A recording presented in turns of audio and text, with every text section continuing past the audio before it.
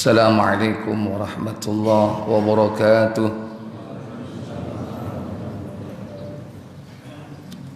Innal hamdalillah nahmaduhu wa nasta'inuhu wa nastaghfiruh wa na'udzu billahi min sururi anfusina wa min sayyiati a'malina.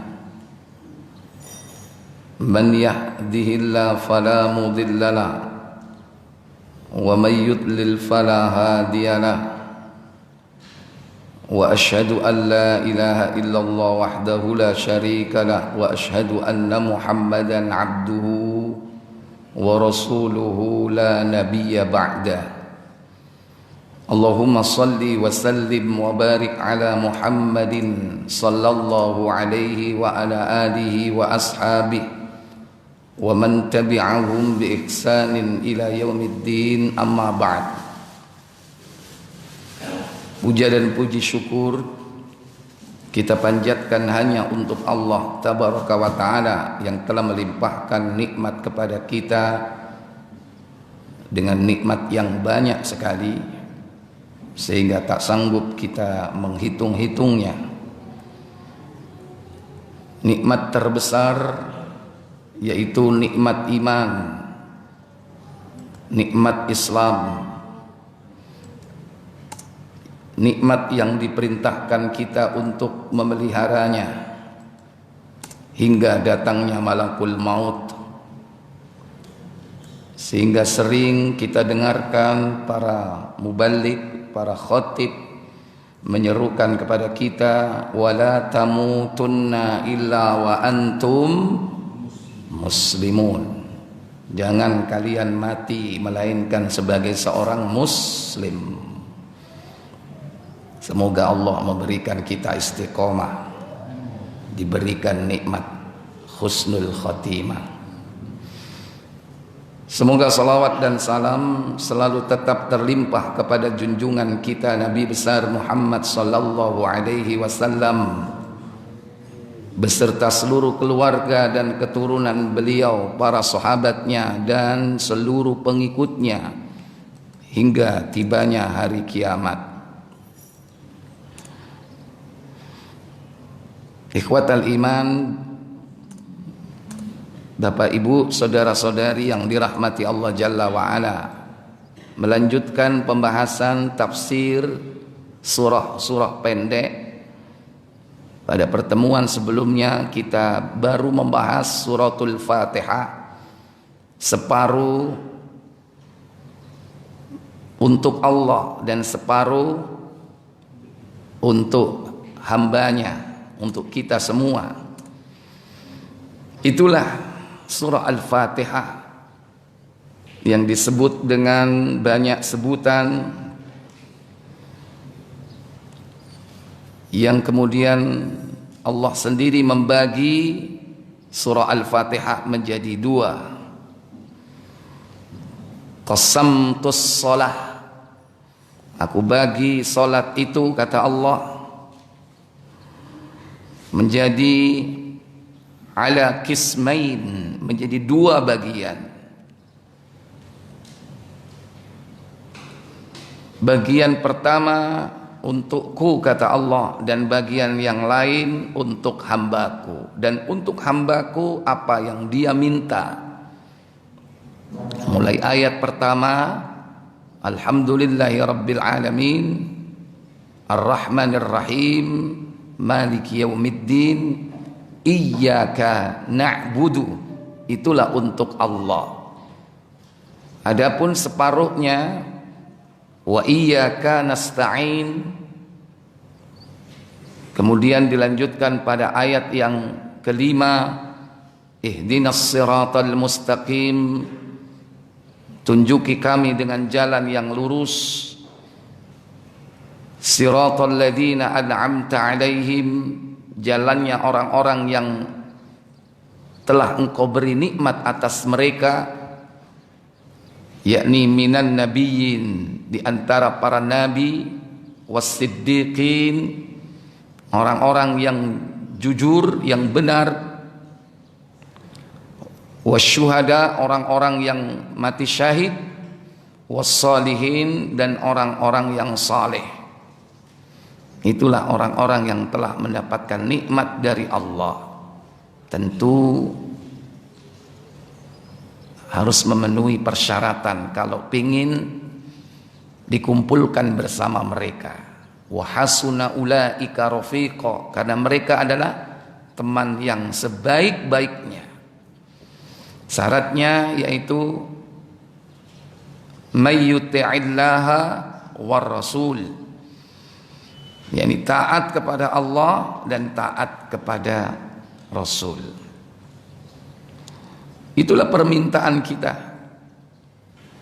Dan di antara permintaan kita berikutnya, yakni kebalikan dari permintaan sebelumnya. Kalau kita minta jalan yang lurus, jalannya para nabi, siddiqin, suhada, dan solihin, maka kita minta kepada Allah yaitu jalan tidak sebagaimana jalannya orang-orang yang telah dimurkai oleh Allah Jalla wa'ala. Artinya kita jangan sampai mendapatkan jalan mereka. Pertama yaitu orang-orang yang dimurkai oleh Allah Jalla wa'ala, ghairil maghdubi alaihim, yaitu bukan jalan orang-orang yang dimurkai atas mereka. Siapa orang-orang yang dimurkai? Allah sendiri menjelaskan siapakah orang-orang yang dimurkai itu, yakni di dalam surah Al-Maidah, buka surah yang kelima pada ayat yang ke-60, di mana Allah Jalla Jalaluh berfirman dalam ayat tersebut, qul hal unabbi'ukum bi syarrim min dzalika mathubatan 'indallah man la'anahu Allahu wa ghadiba 'alaihi wa ja'ala minhumul qiradata wal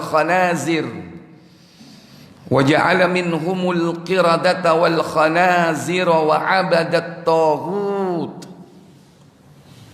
ulaika syarrum makanan wa adallu 'an sawa'is sabil. Apa kata Allah Jalla wa'ala? Katakanlah Muhammad, apakah akan aku beritakan kepadamu tentang orang-orang yang lebih buruk pembalasannya dari orang-orang fasik itu di sisi Allah? Siapakah mereka itu? Yaitu orang-orang yang dikutuki dan dimurkai Allah. Man la'anahullahu, yaitu orang yang telah dilaknat oleh Allah Jalla wa'ala. Wa ghadiballahu alaihim, dan telah dimurkai oleh Allah. Jadi dapat dua di sini, al-la'na wal ghadab, dapat laknat dan juga dapat kemurkaan. Siapa mereka? Lanjut. Di antara mereka ada yang dijadikan kera dan babi, dan orang yang menyembah tagut. Jadi di antara mereka ini yang pernah mendapatkan laknat dan kemurkaan, kutukan dari Allah Tabaraka wa Ta'ala,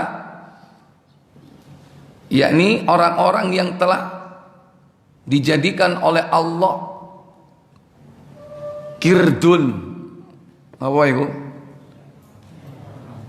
Jare wong Sidoarjo bedes. Wis bedes belek pisan. Itu biasanya orang Sidoarjo, bedes pelek. Tapi tidak dijelaskan seperti itu, ya. Tapi tidak murni jadi kera di sini. Dijelaskan dalam tafsir surah Al-Baqarah, ya, yaitu ayat 65. Walaqad alimtumul ladzina i'tadaw minkum fis sabti. Ternyata itu sebabnya. Baik. Di antara mereka ada yang dijadikan oleh Allah menjadi wa ja'ala lahumul qiradata wal khanazir. Dijadikan kera dan babi. Wa abadat taghut, dan juga dijadikan sebagai para penyembah taghut.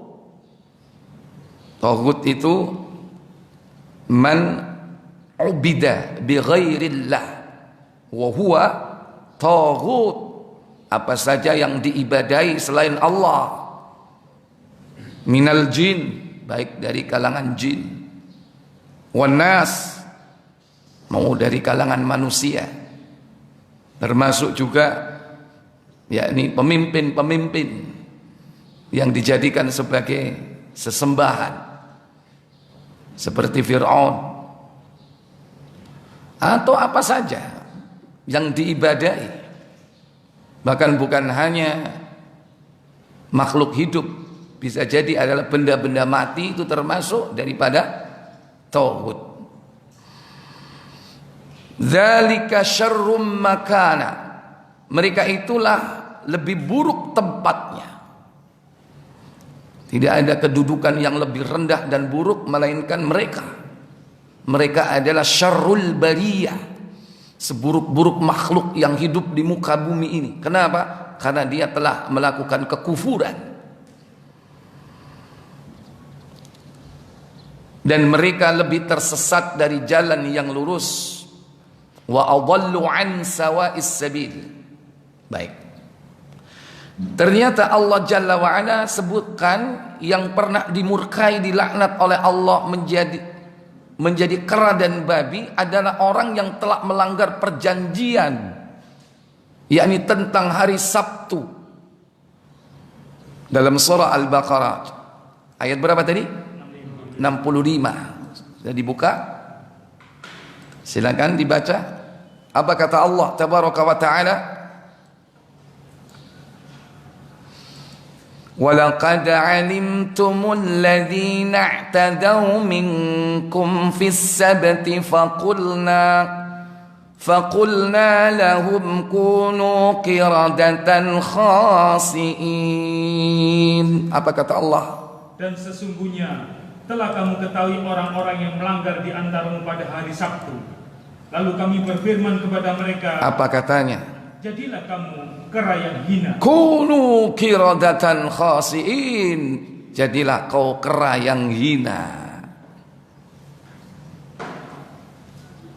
Buka tafsirnya Ibnu Katsir ya, yang Ibnu Katsir ayat ini. Jadi ya boleh dari awal.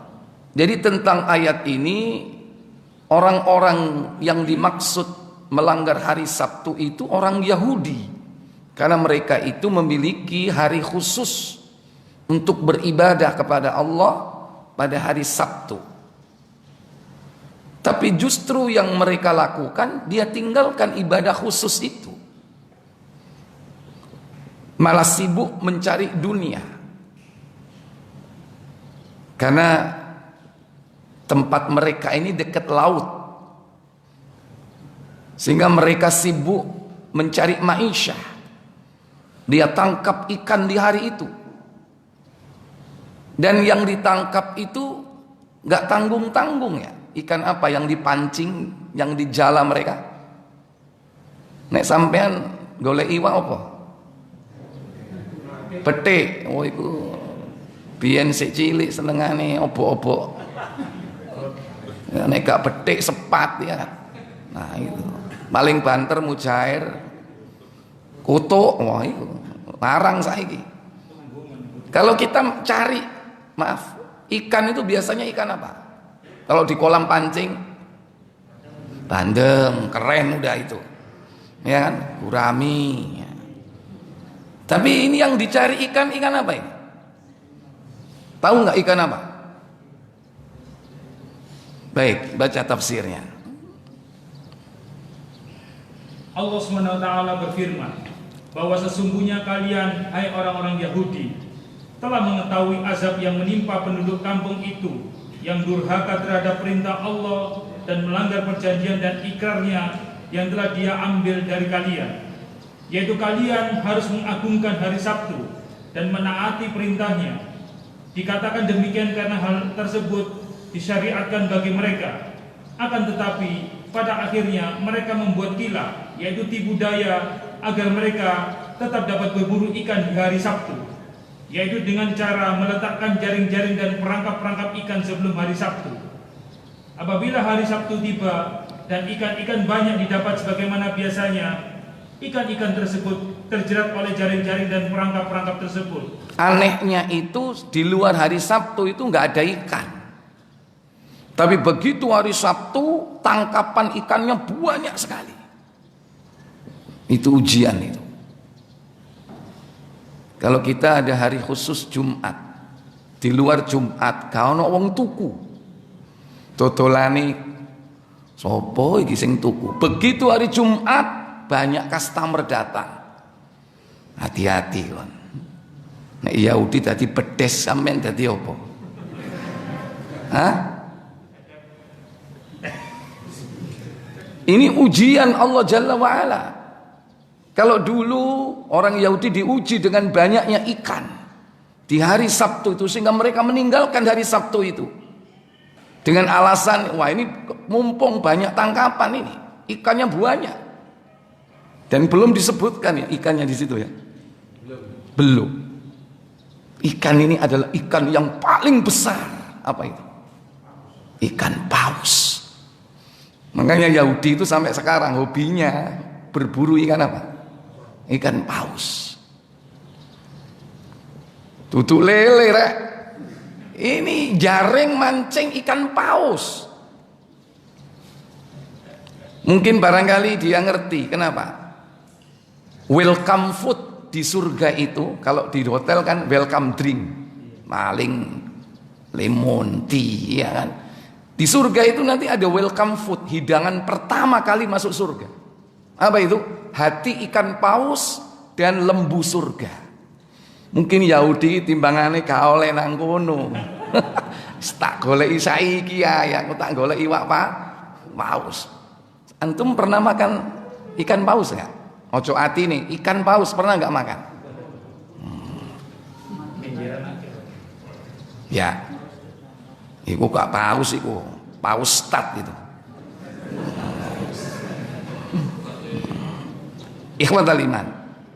Ya jadi ini hati-hati ujian seperti Yahudi. Kalau kita tinggalkan hari Jumat hanya karena kerjaan banyak ya, pesanan banyak, bisnis lagi moncer. Kalau kita tinggalkan hari Jumat, kutukan ini bisa berlaku. Tapi entah seperti mereka dijadikan kera atau babi, wallahu a'lam, atau dikutuk sebagai apa? Maling dak wa abadat tauhid, yaitu penyembah tauhid. Itu juga bentuk kutukan. Orang menyembah manusia itu bentuk kutukan itu. Sehingga dia itu tahu kalau Allah itu yang menciptakan dia, tapi dia malah menyembah makhluk dan dituturi angel. Itu bentuk dari murka Allah, sehingga disiksa seperti itu. Baik, lanjutkan. Tiada suatu ikan pun yang selamat di hari Sabtu itu. Apabila malam hari tiba, mereka mengambil ikan-ikan tersebut sesudah hari Sabtu berlalu. Ketika mereka melakukan hal tersebut, maka Allah mengutuk rupa mereka menjadi kera. Kera adalah suatu binatang yang rupanya lebih mirip dengan manusia, tetapi kera bukan jenis manusia. Ya, jelas. Ya, tapi ada kera yang hampir mirip dengan manusia, cuman bedanya ya bulunya banyak, tangannya panjang, ya giginya. Tapi kalau secara umum ya, secara anatomis mirip. Otaknya juga ada, cuman otaknya kecil ya. Hidungnya nggak ada yang mancung ya. Semua hidung kera pesek gitu. Tapi Allah jadikan mereka orang Yahudi itu tidak menjadi kera pure, murni kera, tidak. Jadi manusia tapi mirip kera. Sampai digawe film itu. Film apa itu? Planet Apes itu asli ya. Itu kan semacam sejenis apa? Simpanse atau gorila ya? Iya kan? Simpanse yang mirip ya. Ini enggak. Ada kan manusia kera, pinter silat iki lho. Wah, yamu kak gelem ngaku. Iku lah film tontonanmu iku ah. Ya kan? Apa itu? Sunggokong kan, iya kan? Dan punya temen mirip babi kan, gini jadi kera dan babi. Lah yo kipat kayak iku mlebu tibae. Jangan-jangan itu cerita itu mungkin barangkali sudah bias ya. Bahwa dulu itu ada orang yang dikutuk jadi kera dan babi, jadinya bentuknya sunggokong dan patkai ya kan. Wallahu a'lam. Mungkin barangkali dibuatlah film atau karena sudah ceritanya bias. Nah, cerita yang sahih itu yang ada dalam tafsir. Mereka itu tetap manusia tapi wajahnya mirip kera dan babi. Bentuk jemblekernya manusia. Dan tidak hidup kecuali 3 hari. Mereka enggak beranak pinak. Mereka enggak makan setelah dikutuk. Mereka enggak minum. Setelah 3 hari itu mati. Tidak beranak pinak. Jadi enggak ada keturunan orang yang dikutuk ini. Enggak ada. Karena mati setelah itu. Cuman kisah cerita ini masyhur di kalangan Yahudi sendiri. Dan mereka mengakui itu. Gara-gara apa? Kedurhakaan mereka kepada Allah Jalla wa'ala. Dan banyak, bukan hanya ini kedurhakaan mereka. Ini baru salah satu saja. Makanya mereka itu dimaghdub oleh Allah, dimurkai oleh Allah. Sehingga saat kita berdoa ghairil maghdub, berarti kita ini ikrar, jangan sampai kita ini seperti mereka. Jangan sampai kita ini mengikuti jejak langkah Yahudi. Karena itu tidak sekedar doa. Surah Al-Fatihah itu bukan sekedar permintaan, tapi kalau kita ucapkan itu berarti kita ini ikrar kepada Allah. Dan kita berjanji untuk tidak mengikuti jejak langkah mereka, orang-orang Yahudi. Tapi Nabi sudah memprediksi, la tatba'unna sanana man qablakum, kalian akan mengikuti sunnah-sunnah perjalanan orang-orang sebelum kalian, kata Nabi. Shibron bi shibrin, sejengkal demi jengkal, dhira'an bi dhira'id, sehasta demi hasta. Lau dakhalu jurradab, sekiranya mereka masuk ke dalam lubang biawak, la taba'tumuhum, atau dalam riwayat yang lain la dakhaltumuhum, pasti kalian akan mengikuti atau memasuki lubang itu. Sahabat bertanya, al yahud wan nasara, apakah mereka adalah Yahudi dan Nasara wahai Rasul? Kata Nabi, faman, siapa lagi kalau tidak mereka? Berarti realitanya banyak di antara kita kaum muslimin ini yang mengikuti jejak langkah Yahudi dan Nasrani. Engkau tahun baru nyebul apa? Trompet. Akeh wong Islami apa orang Yahudi yang nyebul trompet? Hah? Sampean yo ngono anake ditukokno, ya trompet. Sakno karepe sayang anak. Ayo, tahu enggak nukokno trompet anake? Ngaku kok. Pernah kan? Istighfar, astagfirullah. Ternyata ini saya ini ngikuti Yahudi. Karena cara ibadah mereka itu memanggilnya bukan dengan cara azan seperti kita, yaitu dengan meniup apa? Meniup trompet. Itu syiar mereka. Ustaz, trompet itu kan boleh. Malaikat ada yang bawa trompet. Itu bukan trompet. Ya. Itu asur. Apa asur? Sangkakala itu. Ketika ditanya, "Masur ya Rasul, apakah asur itu?" Kata Nabi, "Qarnun yunfakhu fi", yaitu tanduk yang besar yang ditiup oleh malaikat Israfil. Jadi tanduk. Dan kalau trompet itu kan untuk dinikmati. Maaf, sangkakalanya Israfil itu dinikmati enggak? Halo? Yo, kepingin cepet disebul. Sekarang sudah siap, Israfil itu sudah siap sekarang. Sudah menempelkan surnya itu, kornunnya itu. Ya, makanya malaikat Israfil disebut dengan apa? Sahibul qarni.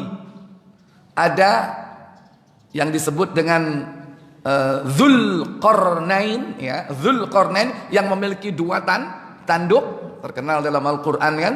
Dzulqarnain kisahnya dengan Ya'juj Ma'juj, ada sahibul qarni. Berarti bukan dua tapi satu, yaitu pemilik As-Sur, tanduk, ya malaikat Israfil itu. Itu bukan dinikmati. Jangan berdalih dengan malaikat Israfil punya trompet.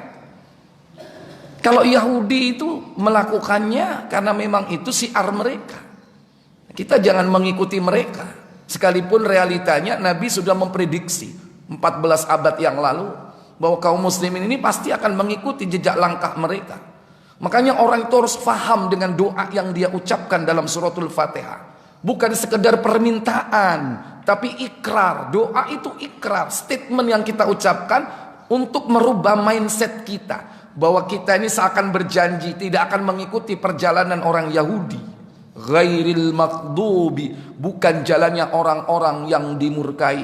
Tapi kadang ta'arud, kontradiksi. Orang mengatakan bukan jalannya orang Yahudi wahai Allah, tapi kelakuannya Yahudi, cara bergaulnya Yahudi, cara berpakaiannya orang Yahudi, cara mencari maishanya Yahudi. Bagaimana cara mencari maishanya orang Yahudi? Al-maisir war-riba. Ini yang dilakukan Yahud. Karena Yahudi itu demen sekali dengan riba sampai hari ini. Mereka ini jaya, kaya karena riba. Dan ide-ide riba itu pencetusnya adalah Yahudi. Bendino ghairil maghdub, tapi pegawai bank konvensional, mangan bunga, bertentangan nggak? Halo? Bertentangan. Kalau ghairul maghdub itu keluar dari bank, orang nggak paham. Makanya kita harus paham terhadap doa-doa kita dalam suratul Fatihah ini. Baik, lanjutkan tafsir sedikit lagi.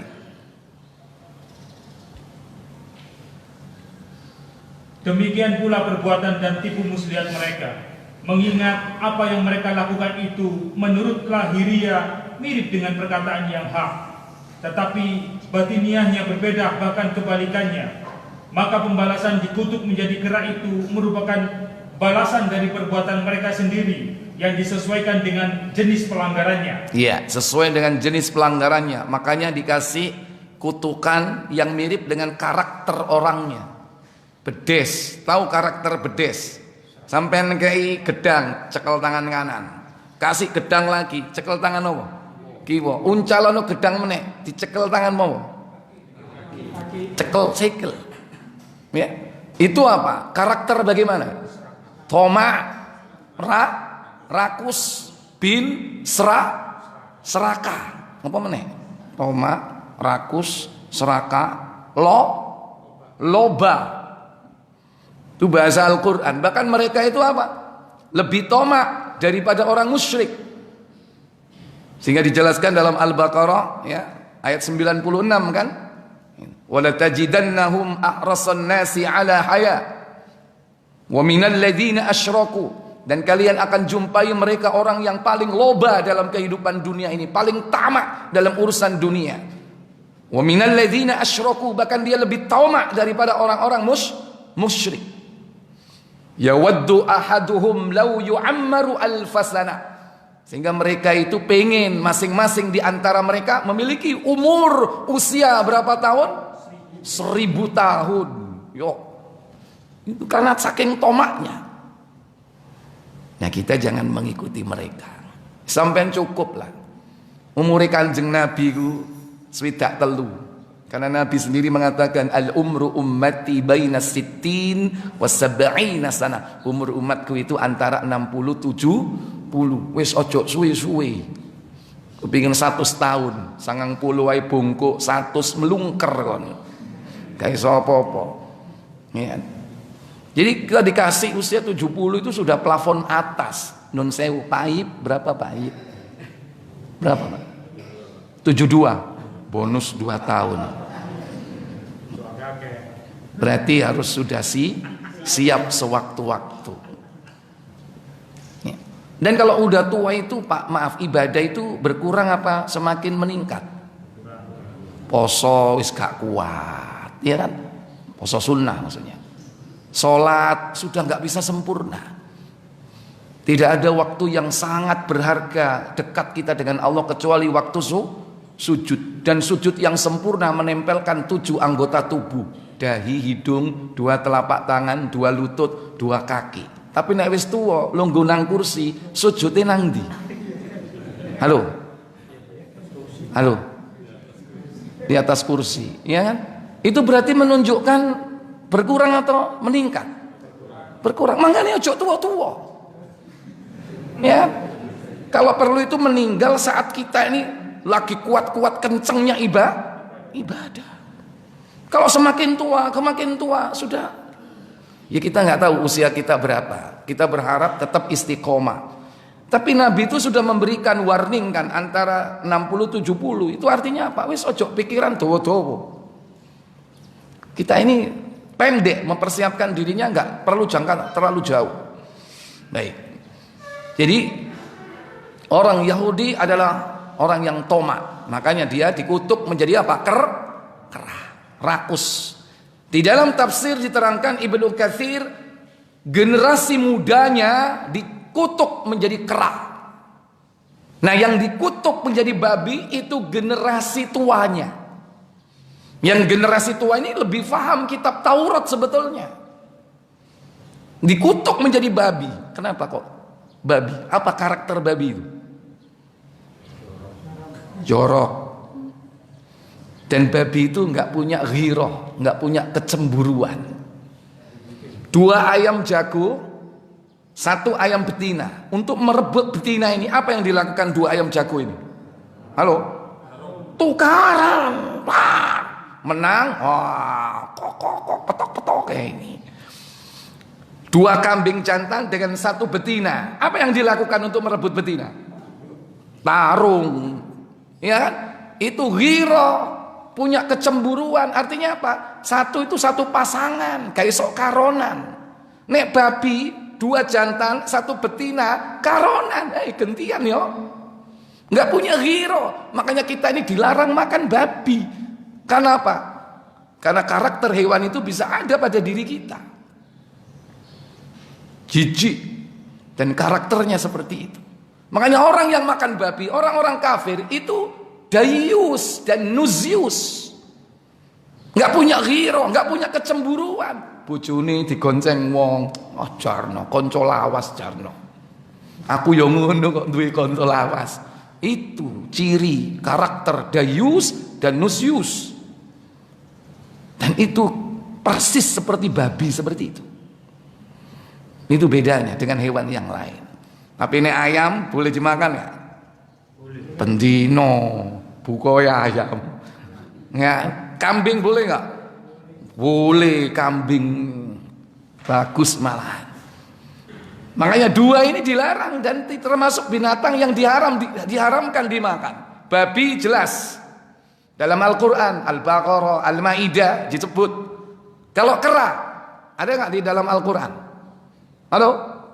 Nggak ada, tapi disebutkan dalam hadis Abu Dawud. Coba dibuka Pak. Bedes itu termasuk apa?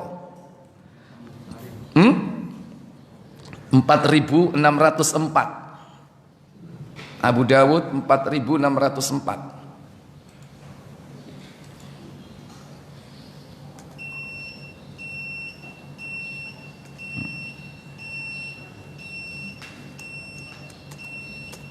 Dari Al-Miqdam Bima'di Karib. Silakan. Dari Al-Miqdam bin Ma'di Karib, dari Rasulullah SAW bahwa beliau bersabda. Apa sabda beliau sallallahu alaihi wasallam? Ketahuilah, sesungguhnya telah diberikan kepadaku Al-Quran dan yang sepertinya dengannya. Ala utitul kitaba. Ketahuilah, aku telah diberi oleh Allah Al-Kitab, wa mithlahu ma'ahu, dan yang sepertinya bersamanya. Apa itu? As-sunnah. Ya. Jadi jangan dianggap sunnah itu bukan wahyu. Itu termasuk wahyu. Karena Nabi menyebut wa mithlahu ma'ahu, dan yang sepertinya bersamanya. yaitu sunnah. Kemudian, dan akan ada seorang lelaki yang kekenyangan duduk di kursi santainya sambil berkata, hendaknya kalian berpegang teguh kepada Al-Quran. Apa yang dihalalkan, yang kalian dapatkan padanya, maka halalkanlah. Dan apa yang kalian dapati diharamkan bagi kalian di dalamnya, maka haramkanlah. iya, ketahuilah, tidak dihalalkan bagi kalian daging himar jina dan setiap binatang yang mempunyai taring dari binatang buas. ya, makanya hewan-hewan ini dilarang dimakan, hukumnya haram. Jina, himar jina, himar itu apa? Keledai. Nggak boleh keledai dimakan. Jaran oleh. Pernah makan jaran? Jaran asli loh, jaran kepang. Hah? Soto kuda ada? Nang di rek? Makassar, jatuh. Kuda boleh dimakan, keledai, himar tidak boleh. Makanya Allah mengumpamakan Yahudi seperti himar. Mathalul ladzina hummilut Taurata thumma lam yahmiluha kamathalil himari yahmilu asfara. Al-Jumu'ah ayat 5. Bi'sa mathalul qaumil ladzina kadzdzabu biayatillah wallahu la yahdil qaumadz zalimin. Apa kata Allah? 62 Al-Jumu'ah, insyaallah ayat 5 kalau enggak ayat 7. Berapa? Perumpamaan orang-orang. Silakan. Perumpamaan orang-orang yang dipikulkan kepadanya Taurat. Taurat berarti siapa? Bani Israel. Yang menyimpang adalah Yahudi. Seperti apa mereka perumpamaannya? Kemudian mereka tiada memikulnya, adalah seperti keledai yang membawa kitab-kitab yang tebal. Amatlah buruknya perumpamaan kaum yang mendustakan ayat-ayat Allah itu, dan Allah tiada memberi petunjuk kepada kaum yang zalim. Baik, makanya kau oleh mangan khimar, dan itu ditetapkan sejak beliau apa?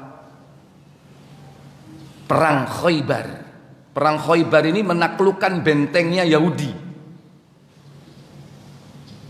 Habis mereka. Gara-gara mereka merencanakan makar terhadap Nabi. Nabi pulang menyiapkan pasukan perang. Didatangi waktu subuh, mereka melarikan diri semuanya. Harta mereka ditinggal. Takluk Khaybar. Capek ini sahabat, luwe. Gak ada makanan. Ada keledai himar dibeleh, dimasak. Nabi tanya, apa ini? Himar wahai Rasul. Tumpahkan. Ya, dan buang periuknya. Kenapa? Najis. Sahabat bertanya, ya Rasul, kita nggak punya periuk lagi, boleh nggak saya cuci? Boleh.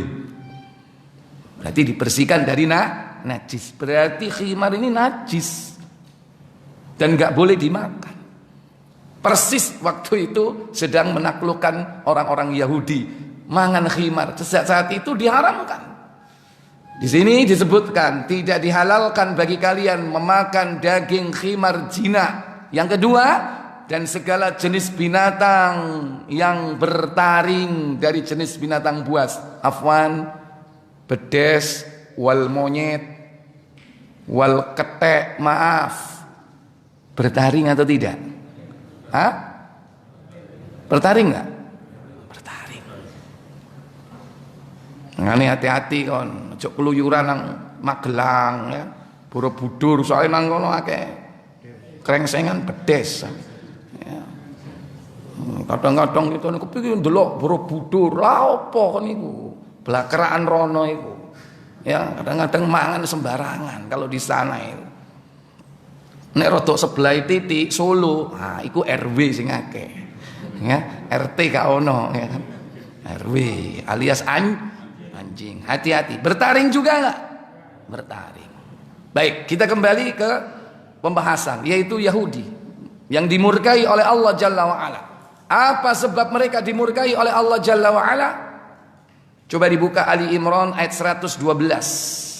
Surah 3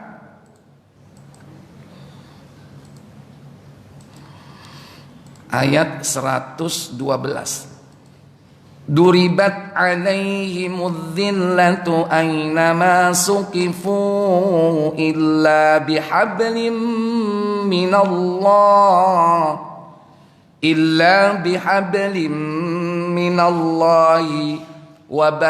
wa hablim minan nasi wa ba'u bi ghadabin minallahi wa duribat alaihimul maskanah dzalika bi annahum kanu yakfuruna bi ayatillah wa yaqtuluna al-anbiya'a bighairi haqq dzalika bima asaw wa kanu ya'tadun. Apa kata Allah? Mereka diliputi kehinaan di mana saja mereka berada, kecuali jika mereka berpegang kepada tali atau agama Allah dan tali perjanjian dengan manusia. Dan mereka kembali mendapat kemurkaan dari Allah dan mereka diliputi kerendahan. Wa duribat alaihimul maskana, dan mereka juga mendapatkan kemurkaan dari Allah serta diliputi kerendahan. 2 kali mereka dilaknat oleh Allah Jalla wa Ala. Sampai akhir zaman mereka akan dilaknat oleh Allah Jalla wa Ala. Maka jangan takut dengan mereka, meskipun teknologi mereka pegang hari ini, karena mereka sebetulnya jiwa-jiwa yang rapuh, karena tahu dia melanggar yakni aturan-aturan Allah. Sehingga nanti di akhir zaman batu dan pohon itu bisa berbicara, menunjukkan persembunyian Yahudi.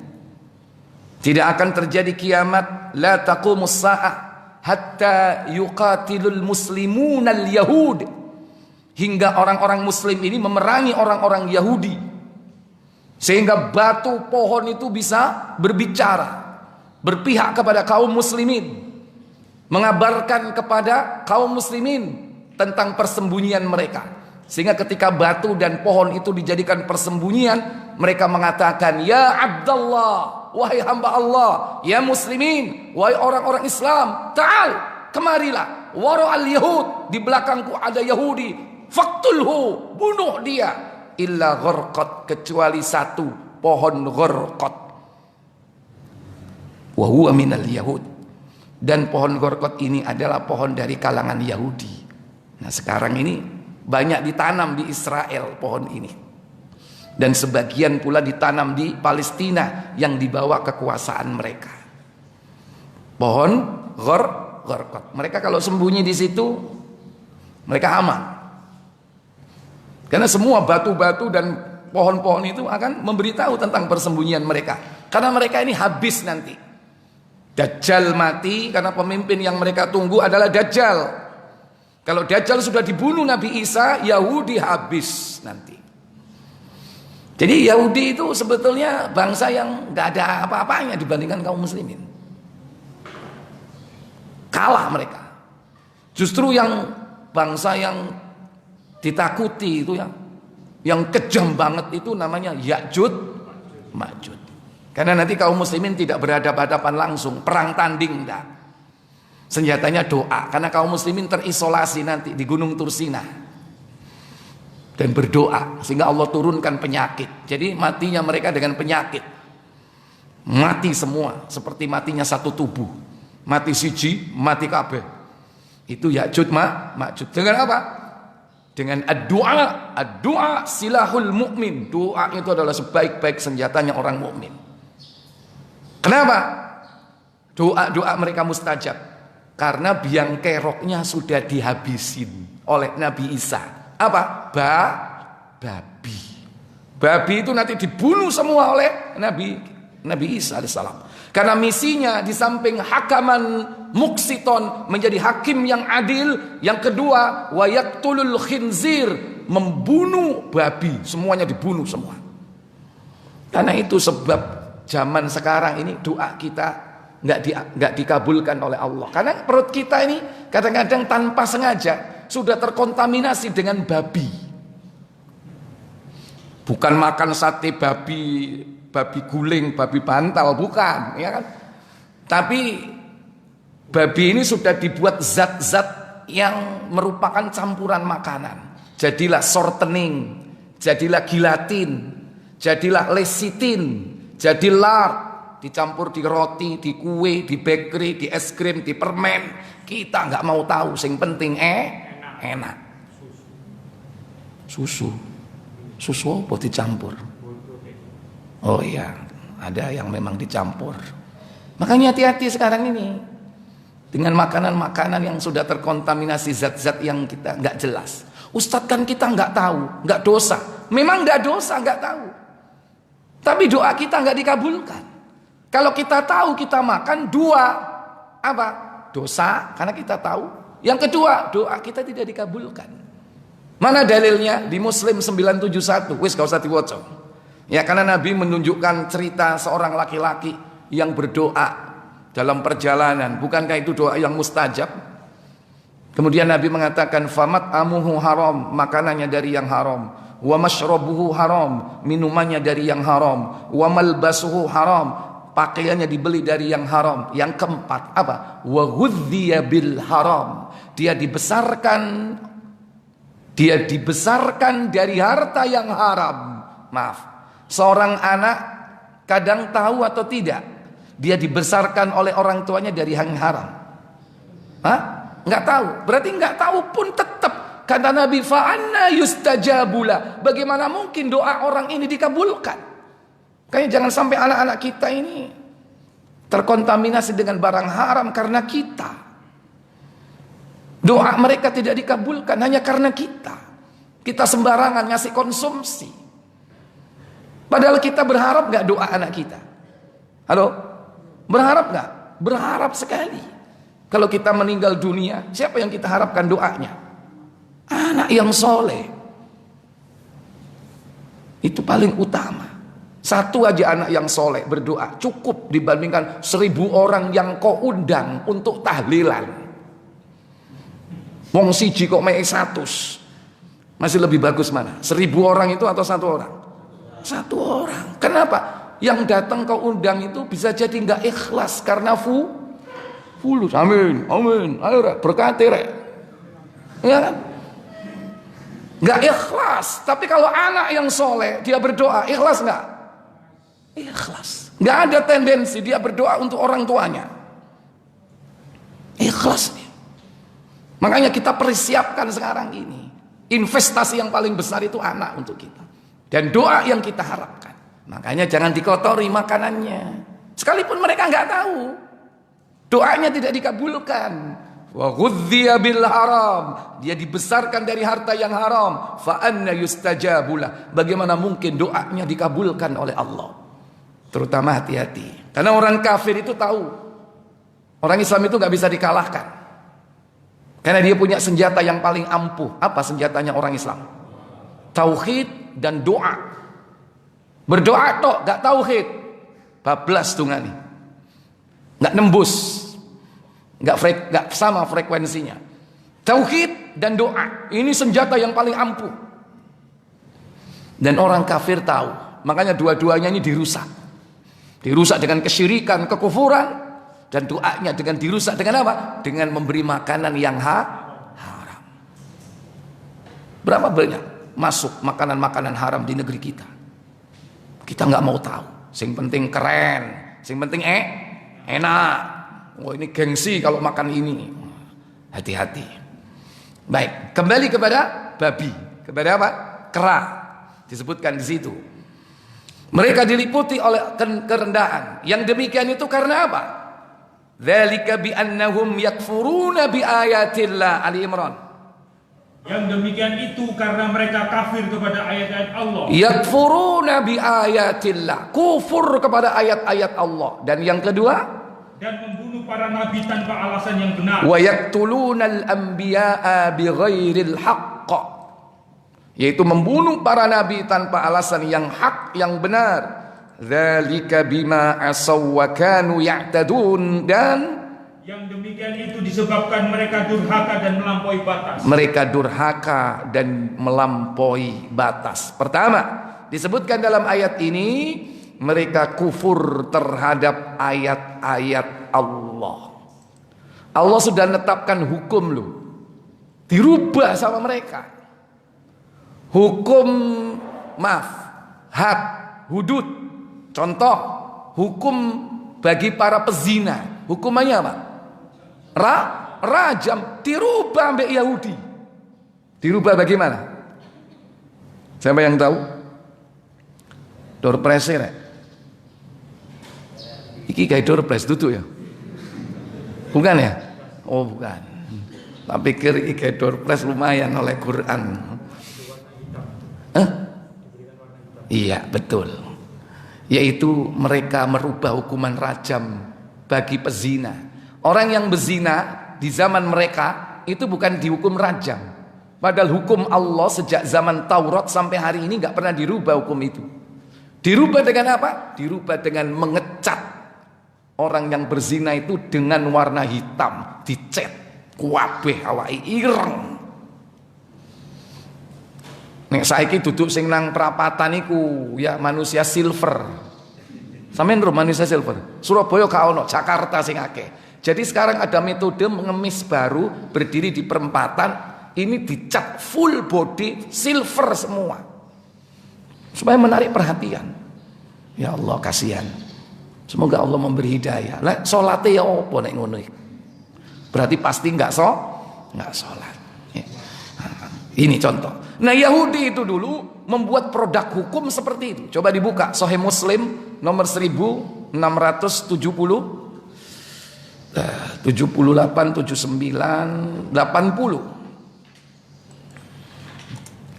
Sini ada Sahih Muslim yang buku. Oh ya silakan. Soalnya di sini agak error. Saya coba. Iya dari Nafi. Dari Nafi radhiyallahu an katanya, Abdullah bin Umar mengabarkan kepadanya bahwa seorang laki-laki dan seorang perempuan Yahudi di hadapan orang kepada Rasulullah SAW karena keduanya dituduh berzina. Ya, terus Rasulullah SAW pergi menemui orang-orang Yahudi itu dan melakukan pemeriksaan terhadap mereka. Tanya beliau, apa yang kalian ketahui dalam Taurat tentang hukuman bagi orang yang berzina? Jawab mereka, kami lumuri muka mereka dengan arang. Ya, itu jawaban mereka. Kami lumuri atau lumari muka mereka dengan arang. Kemudian kami naikkan keduanya ke atas kendaraan dengan posisi berbelakang-belakangan, lalu diarak keliling kota. Jadi dicat dulu semua wajahnya termasuk tubuhnya ya, dinaikkan di atas kuda atau unta dalam posisi berbalik, siji ngadep mburi, situke ngadep ngarep ya, terus diarak keliling wage. Maksudnya keliling kota, karak. Mestinya mati tapi hukumannya seperti itu. Lumayan enggak? Kalau rajam, kira-kira dengan dirajam atau milih yang seperti itu? Manusia umumnya wani golek selamat gak mati wis bah digarak keliling Sidoarjo bah sing penting gak mati. Ini yang diucapkan sama mereka. Akhirnya Nabi bertanya, ayo kalau kau benar, ayo mana kitab Tauratmu bawa sini. Lanjut. Jika kalian benar, coba perlihatkan kepadaku kitab Tauratmu itu. Lalu mereka bawa kitab Taurat dan mereka baca di hadapan beliau. Ketika bacaannya sampai kepada ayat rajam, pemuda yang membaca meletakkan tangannya menutupi ayat rajam. Licik nggak? Itu Yahudi, liciknya. Berarti secara tekstual hukuman rajam itu ada nggak dalam kitab Taurat? Ada secara tekstual. Di Quran memang tidak ada hukum rajam. Dalam surah An-Nur itu cuman apa? Yaitu dicambuk 100 kali. Ya.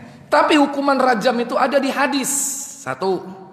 Yang kedua, Nabi di zaman itu pernah mempraktekkan hukuman rajam kepada dua orang. Pertama, wanita dari suku Juhaina yang hamil menghadap Nabi, ya Nabi, aku berzina, tolong bersihkan jiwaku dari dosa ini. Dipanggil walinya, kiramu teni anak sampai lahir ya. Engko nek lahir gore ini wong wedok iki. Setelah datang baru kemudian dirajam. Umar bin Khattab ya, ketika itu Nabi sallallahu alaihi wasallam salat jenazah. Umar bin Khattab kemudian melarang, "Wahai Rasul, jangan kau salati. Bukankah ini pezina?" Kata Nabi, "Tidak wahai Umar, dia sudah bertobat." Bentuk tobatnya apa? Hukuman rajam itu. Dia sudah sebenar-benarnya tobat. Dan seandainya tobatnya ini dibagi kepada 70 orang penduduk kota Madinah, cukup mengcover mereka semua.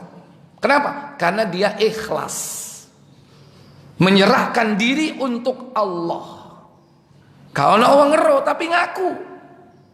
Dan dia ikhlas dirajam, menengahi waktu dilempari batu sampai mati. Yang kedua, Ma'is bin Malik. Ma'is bin Malik juga ngaku. Tapi dalam riwayat Ma'is ketika dirajam gak kuat. Diantemi watu melayu. Akhirnya jatuh, tetap akhirnya dirajam, akhirnya mati. Tetap dia dianggap sebagai tobat dengan tobat yang nasuha. Jadi kalau sudah ditegakkan hukum Allah, terpaksa atau tidak terpaksa, diterima tobatnya. Hukuman zinanya 0, 0. Sehingga dia tidak akan disiksa dalam kubur. Karena ancamannya disiksa di kubur, dan nanti di alam akhirat di neraka akan disiksa lagi kalau dia nggak tahu tobat. Ma'is akhirnya meninggal karena dia sudah tobat dengan dihukum rajam. Walaupun akhirnya digunjing oleh sahabat-sahabatnya. Nah, itu masuk pembahasan riba dalam surah Al-Hujurat. Baik. Kemudian dan lewat kebacaan ayat tersebut dan melewati bacaan ayat berikutnya. Tetapi Abdullah bin Salam yang ketika itu mendampingi Rasulullah SAW berkata, apa maksudnya Abdullah bin Salam? Ya Rasulullah, Abdullah bin Salam adalah mantan Yahudi yang saat itu mendampingi Rasulullah SAW. Dia faham kitab Taurat itu dan ada hukuman rajam. Makanya kata Abdullah bin Salam, apa katanya? Ya Rasulullah, suruhlah dia mengangkat tangannya. Terus ketika pemuda itu mengangkat tangannya, ternyata di bawah tangannya itu terdapat ayat rajam. Akhirnya Rasulullah SAW memerintahkan supaya keduanya dihukum rajam. Maka dirajamlah kepada keduanya. Kata Abdullah bin Umar, aku ikut merajam keduanya. Kulihat yang laki 81. Akhirnya apa? Akhirnya dipanggil ustadz mereka. Istilahnya apa kalau mereka? Rahib atau ahbar ya, orang-orang alim mereka dipanggil. Kemudian setelah bertemu dengan Rasul, apa kata beliau? Lalu Nabi SAW memanggil seorang laki-laki yang tergolong pendeta mereka. Nabi SAW berkata kepadanya, kuharap engkau mau bersumpah dengan Allah yang telah menurunkan kitab Taurat kepada Musa. Betulkah begini caranya hukuman zina yang kamu dapati dalam kitab Tauratmu itu? Ini metode, kalau kita bicara dengan Yahudi, tirulah metode Rasulullah. Supaya mereka tidak bohong, sumpah dia dulu. Kuharap kau ya bersumpah kepada Allah yang telah menurunkan Taurat kepada Musa. Tapi kalau menurunkan Al-Quran kepada Muhammad, tetap bujuk karena dia nggak percaya, karena dia kufur kepada Al-Quran. Tapi kalau disumpah, kuharap kau bersumpah atas nama Allah yang telah menurunkan Taurat kepada Musa, baru dia takut. Apa katanya? Jawabnya, tidak. Tidak seperti itu hukumannya di dalam Taurat. Seandainya Anda tidak menyumpahku dengan nama Allah, aku tidak akan mengatakan yang sebenarnya kepada Anda. Yang kami ketahui dalam kitab Taurat hukumannya ialah hukuman rajam. Tetapi biasanya hukuman itu tidak berlaku bagi pembesar-pembesar kami. Nek pejabat, pembesar gak berlaku. Kalau rakyat jelata berlaku hukuman itu. Ini kata ahbar orang Yahudi. Berarti tajam kemana? Tajam ke atas apa ke bawah? Tajam ke bawah hukuman itu. Kalau ke atas bagaimana? Tumpul. Terus jika lanjut, jika yang tertangkap itu seorang pembesar, kami biarkan saja. Tetapi bila yang tertangkap itu seorang rakyat kecil, kami tegakkan hukum sesuai dengan Taurat. Tapi kalau yang tertangkap pejabat,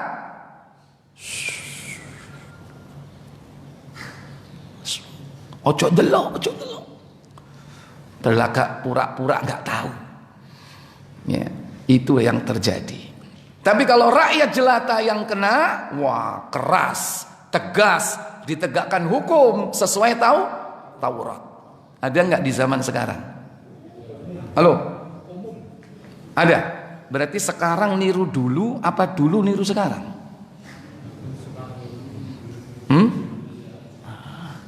Jadi sekarang ini niru siapa? Gitu katanya ghairil maghdub. Tapi mereka sholat nggak?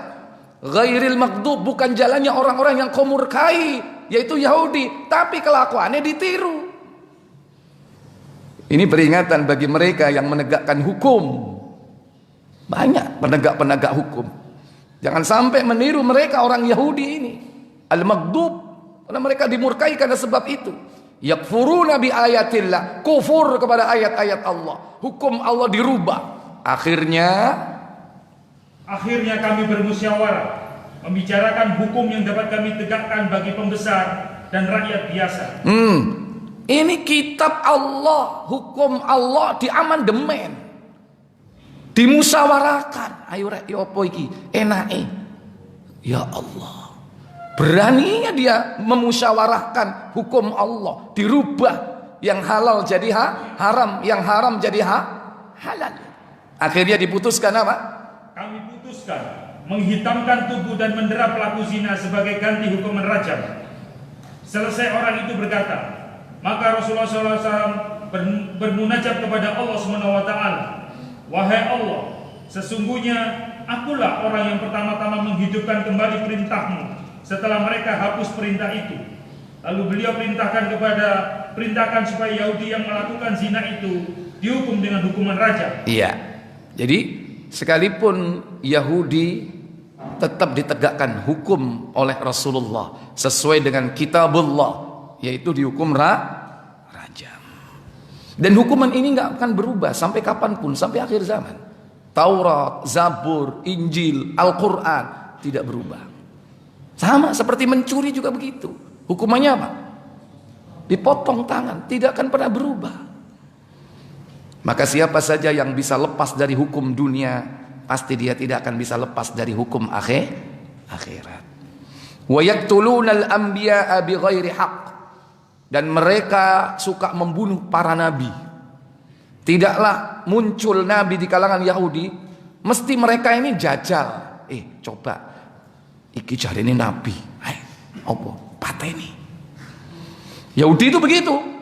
Dijajal dhisik. Dicoba. Akhirnya ada yang bablas sampai mati. Siapa yang mati?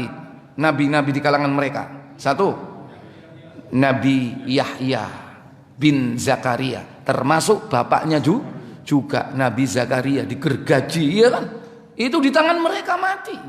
Padahal podo bongsone, sama-sama bangsa Bani apa? Bani Israel. Seperti itu kejamnya mereka. Suka membunuh para nabi. Apalagi yang muncul adalah bukan dari bangsa mereka, yaitu bangsa Arab. Mereka sangat berambisi untuk membunuh siapa? Nabi kita Muhammad SAW. Baik secara keras maupun secara halus atau tengah-tengahnya. Kalau keras bagaimana? Langsung, yaitu ketika sebelum terjadi perang Khaybar. Kan Nabi mau menyelesaikan urusan perjanjian. Nabi datang ke rumah mereka. Mereka masuk ke dalam rumah. Kemudian mereka bermusyawarah untuk membunuh. Dia naik ke atas lantai 2. Mau menjatuhkan batu besar ya di kepala Nabi. Siapa yang mau? Sudah siap ini. Jibril memberitahu, awas Rasul, ada orang yang mau membunuh. Langsung Nabi berdiri, langsung pergi. Sahabat bingung. Berdiri langsung pergi pulang Rasulullah. Dikejar sama sahabat. Sampai di rumah, apa kata Nabi? Siapkan perlengkapan perangmu. Itulah awal terjadinya perang Khaybar. Akhirnya diserang di waktu subuh. Jatuhlah Khaybar. Mereka kocar-kacir, melarikan diri sampai ke negeri Palestina. Ini dengan cara kasar ini. maupun cara yang halus. Apa itu? Sihir. Ya, salah seorang Yahudi dari Bani Zuraik, ya, namanya Labid bin Al-A'sam. Dalam Sahih Muslim 2060-an, ya, coba dicek, di situ ada judul disihir, ya. Labid bin Al-A'sam ini nyantet Rasulullah, halus, dan cara tengah-tengah, nggak halus, nggak kasar, tengah-tengah. Apa? Diracun. Siapa yang meracun? Wanita Yahudi. Setelah benteng Khaybar takluk, maka banyak wanita-wanita Yahudi tertawan, termasuk Sofia. Nah, Kanjeng Nabi oleh bojo nang kono. Dapat istri siapa? Sofia, istri dari pembesar, yaitu ya tokohnya, pemimpin Khaybar yang masih muda, dan waktu itu kemanten baru, belum diapa-apain. Ya. Akhirnya jadi tawanan Rasulullah SAW, kemudian dibebaskan, dimerdekakan, dan dinikahi. Mulai nang Madinah kaget kabeh bojone, "Lu sopo iki?" Inilah peristiwa nikahnya Nabi tanpa sepengetahuan istrinya. Dalilnya itu menikahi Sofi. Nek ngene ceria sampean niku. Kalau istri-istri yang lain itu semua pada tahu, bahkan mempersiapkan pernikahannya, ya kan? Tapi dengan Sofia, maharnya apa? Maharnya pembebasan dirinya. Dibebaskan, kemudian dinikahi. Pulang, gawa bojo, ayu. Cemburu, terutama yang paling cemburu sapa? Aisyah. Sampai terkenal kan, Sofia sakmene. Maksudnya apa? Pendek, ya. Aisyah kan bongsor, ya kan? Sofia pendek tapi ayu. Kan wajah Bani Israel ini kan beda dengan wajah bangsa Arab, seje rek. Gitu loh. Apa jos iku maksudnya?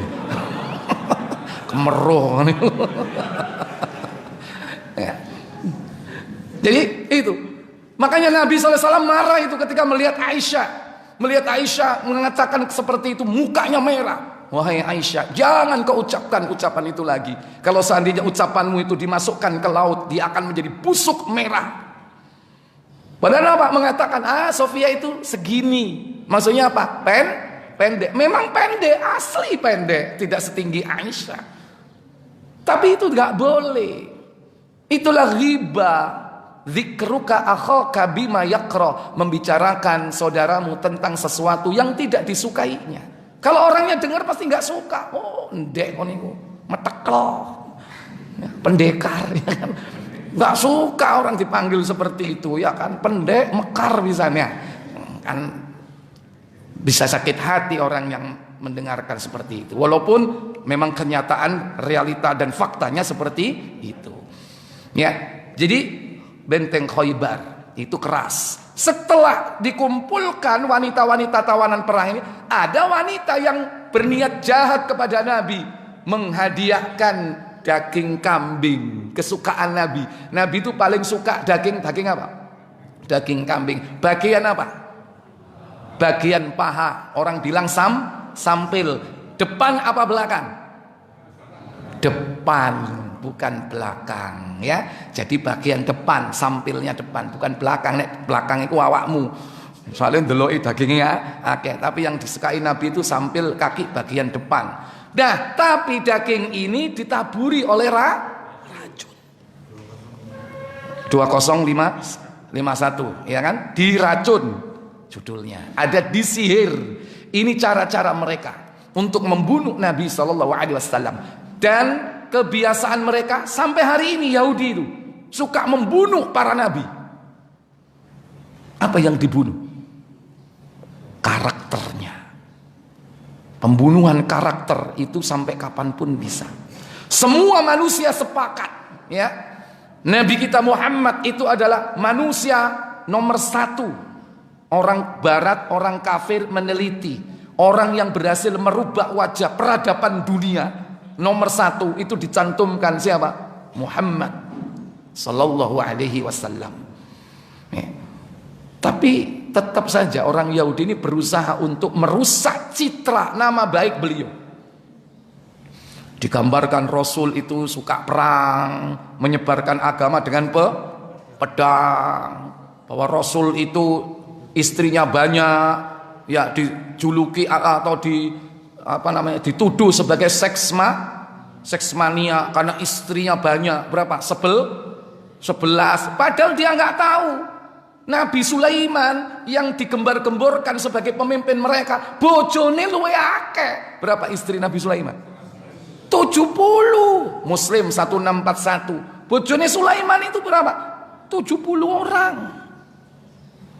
Nabi berapa? 11. Sedikit atau banyak dibandingkan Nabi Sulaiman? Sedikit. Nabi boleh sampai 11. Sampean jatane papat. Itu pun kalau mau memakainya, ya kan? Ya salamu dhewe kon. Dikai jatah gak digawe. Ikhwatal iman, aizakumullah. Ya, baik. Ya, saya pikir cukup sampai di sini. Ini masih belum madolin. Ya, baik. Cukup, ini juga termasuk bagian tafsir dari Al-Fatihah supaya kita ini faham terhadap apa yang kita ucapkan di dalam sholat kita. Baik, selanjutnya kita masuki tanya jawab. Ada beberapa pertanyaan yang sudah masuk. Bismillah, assalamualaikum warahmatullahi wabarakatuh. Waalaikumsalam warahmatullahi wabarakatuh. Semoga Allah selalu melindungi Ustadz sekeluarga, amin. Barakallahu fikum. Afwan Ustadz, izin bertanya, apakah pelaku zina yang sudah bertobat tanpa dihukum rajam tetap akan dihukum oleh Allah di hari kiamat? Begini, kalau dilaksanakan hukum syar'iyah, maka Allah akan mengampuninya di dunia ini. Hukum syar'iyah, rajam bagi pezina, apalagi cambuk bagi peminum khamr, apalagi dipotong tangannya bagi para pencuri. Maka kalau itu ditegakkan, pasti diampuni oleh Allah dan nanti di akhirat gak disiksa. Nah, bagaimana kalau negeri itu tidak menegakkan hukum syar'iyah, tidak menegakkan hukum Allah, gak ada hukum rajam, potong tangan, cambuk, gak ada? Maka kita tetap harus bertobat dengan taubatan nasuha. Akan tetapi kita tidak bisa memastikan bahwa dosa kita diampuni oleh Allah Jalla wa'ala. Belum ada kepastian. Ada kalanya Allah mengampuninya, ada kalanya Allah tidak mengampuninya. Dua kemungkinan besarnya, yaitu bisa diampuni, bisa tidak. Tapi kalau betul-betul tobat yang sebenar-benarnya tobat, pasti akan diampuni. Pasti. Tapi yang tahu siapa? Manusia apa Allah yang tahu itu? Allah. Nah, yang penting kita amalkan saja bagaimana tahapan-tahapan bertobat dengan tobat nasuha itu. Pertama, an-nadam. Apa? Menyesal. Dalam Sahih Ibnu Majah, an-nadamu taubah. Penyesalan itu adalah tobat. Orang yang tidak nyesel itu berarti belum tobat, meskipun dia berhenti dari perbuatan dosanya. Cak, opo? Kon kok gak budal nang doli? Iya rek, suwe rek, 20 tahun nih, prei. Lu apa gak budal rono? Gak ada duit. Tobat apa enggak berarti? Tobat apa enggak? Enggak berangkat, polanya gak duit. Itu berarti menyesal atau tidak? Enggak menyesal. Orang yang enggak menyesal itu berarti belum tobat. Sekalipun dia berhenti dari perbuatan dosa itu, harus menyesal. Yang kedua, yaitu ingat Allah tabaraka wa ta'ala. Di dalam hadis Tirmidzi, ingat Allah itu bentuknya adalah melakukan solat taubat.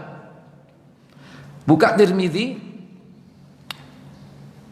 saya sanksi kalau enggak 406, 604. Judulnya solat ketika bertobat.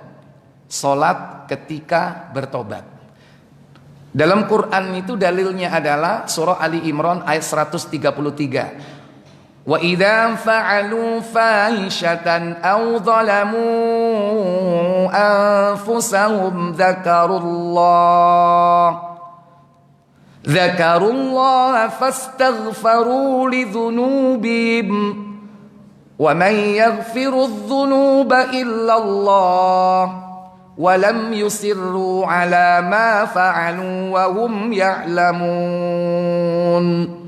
Ali Imran 134. Ya. Ali Imran surat 3 134. Silakan baca. Yaitu orang-orang yang menafkahkan hartanya baik di waktu lapang maupun sempit. 135 sesudahnya, afwan. Dan juga orang-orang yang apabila mengerjakan perbuatan keji, ya, fahsya termasuk zina, itu fahsya. Terus, atau menganiaya diri sendiri, mereka ingat akan Allah. Zakarullah, ingat Allah. Apa yang dimaksud ingat Allah? Dia bersuci, berwudu, lantas dia sholat. Sholat, karena dia telah melakukan perbuatan dosa itu. Fastaghfaru lidzunubihim. Lanjut. Lalu memohon ampun terhadap dosa-dosa mereka. Dan siapa lagi yang dapat mengampuni dosa selain daripada Allah? Dan mereka tidak meneruskan perbuatan kejinya itu, sedang mereka mengetahui. Ya. 406. Ya, silakan. 406. Apa judulnya? Salat ketika bertobat. Iya, salat ketika bertobat. Silakan baca. Abu Bakar, ia adalah orang yang jujur dalam perkataannya. Aku mendengar Rasulullah SAW bersabda. Apa sabda beliau? Tidaklah seseorang yang melakukan suatu dosa, kemudian berdiri, lalu bersuci, kemudian melakukan sholat dan meminta ampun kepada Allah. Fastaghfaru lidzunubihim. Terus. Melainkan Allah akan mengampuni dosanya. Terus. Kemudian beliau membaca ayat. Apa ayat yang dibaca? Yang artinya di dalam surat Al-Imran ayat 135. Ya. Terus? Dan juga orang-orang yang apabila mengerjakan perbuatan keji atau menganiaya diri sendiri, maka ingat akan Allah, lalu memohon ampun terhadap dosa-dosa mereka. Dan siapa lagi yang dapat mengampuni dosa selain daripada Allah? Ya. Dan mereka tidak meneruskan perbuatan kejinya itu. Walam yusirru ala ma fa'alu, dan dia tidak merajalela dengan perbuatan dosanya itu. Berhenti secara total. Jadi pertama menyesal, kedua ingat Allah, bersuci dan sholat, ketiga istighfar, fastaghfaru lidzunubihim.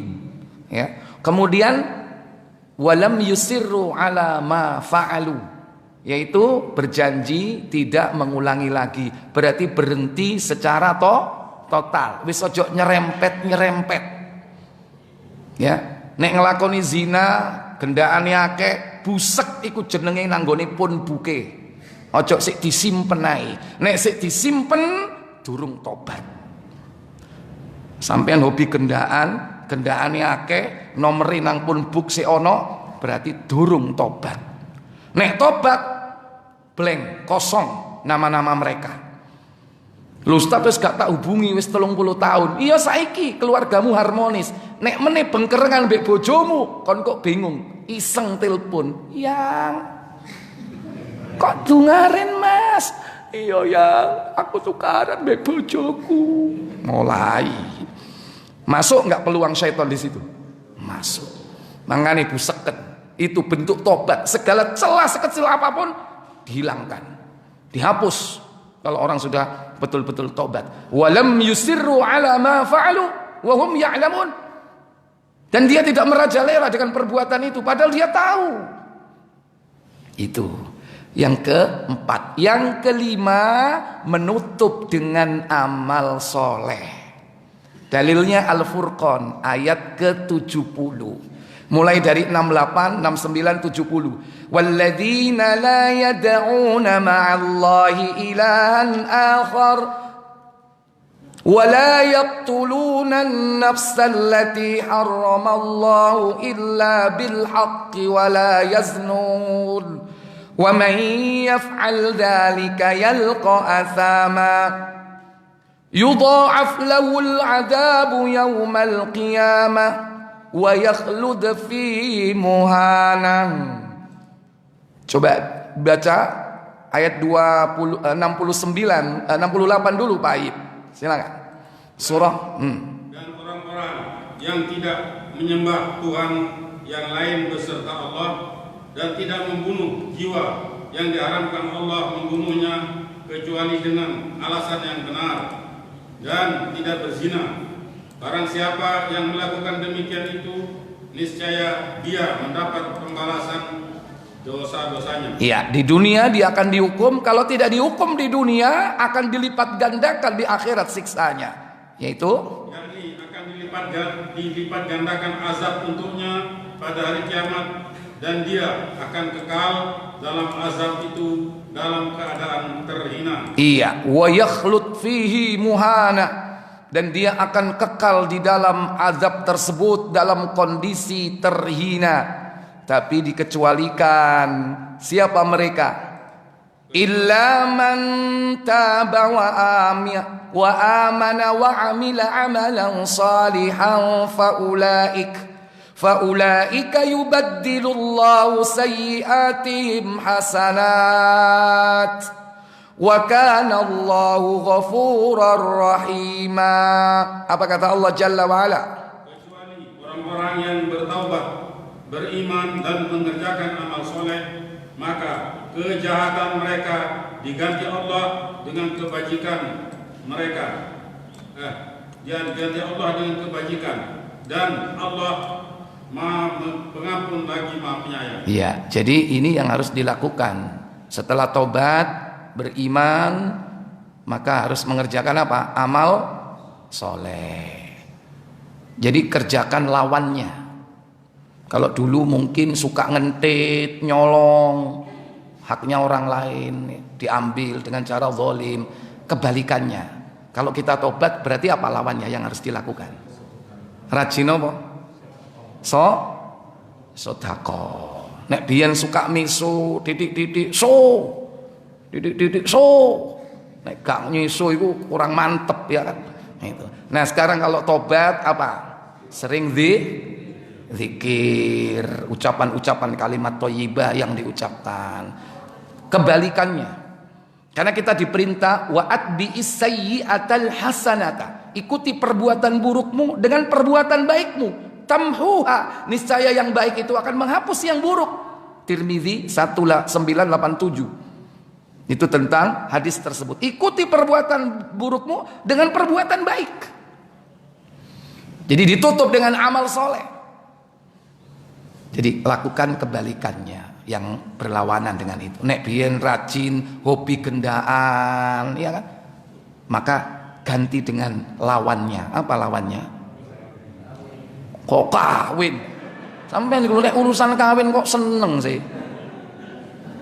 Lawannya itu apa? Lawannya. Maaf, gendaan itu kan mengumbar hawa nafsu. Nah, ini nafsunya dikekang, apa? Nah, puasa, kawin. Ya. Karena puasa itu caranya.